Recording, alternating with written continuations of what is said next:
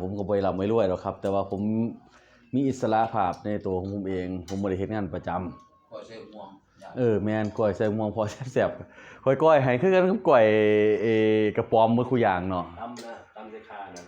มื้อนี้เฮ็ดให้ยายกินในตัวบ่ฮู้โอ้ยเฮ็ดเบิ่ให้ยายกินหมดแล้ว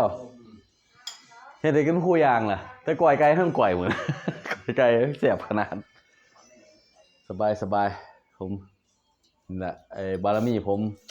ร่ำผมรวยผมมีอยู่มีกินกันนี่แหละย้อนผู้นี้เก็บเอาประสบการณ์เก็บเอาแนวนั้นแนวนี้เข้ามาสิ่งที่ผมหาได้สิ่งที่ผมสบายใจสุดนี่น่ะพ่อแม่สอนมานี่แหละครับเฮ็ดเอานี่บารมีถามว่าเฮ็ดกับพ่อกับแม่มันรวยบ่รวยใจครับมีความสุขทางใจคนเฮานี่เกิดมานี่มีความทุกข์ทางใจทางกายนี่คือสุดยอดแล้วครับมึงสิรวยเป็นร้อยล้านพันล้านเนี่ยคันบ่มีความสุขทางกายทางใจบ่มีทางมีความสุขแน่นอนครับผมบอกให้แค่ซ้ำนั้นบางคนค้นคว้าหาเงินว่าสิหาเงินหาทองว่าสิมีสิรวยมันก็แค่ซ้ำมันแหละครับแค่สร้างภาพซื่อบางคนนี่หาเงินมาบักหลายก็ตายทิ่มก็มี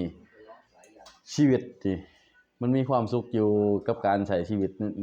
ประจำวันของเฮานี่แหละครับมันอยู่ในระยะทางนี่แหละครับมันบ่ได้อยู่ปลายทางหรอกครับใช้ชีวิตให้มีความสุขดีกว่าสบายใจดีกว่าความทุกข์ความลำบากบ่ต้องสร้างให้กันนั่นล่ะนี่แหละสิ่งที่ผมบอกไว้เสมอ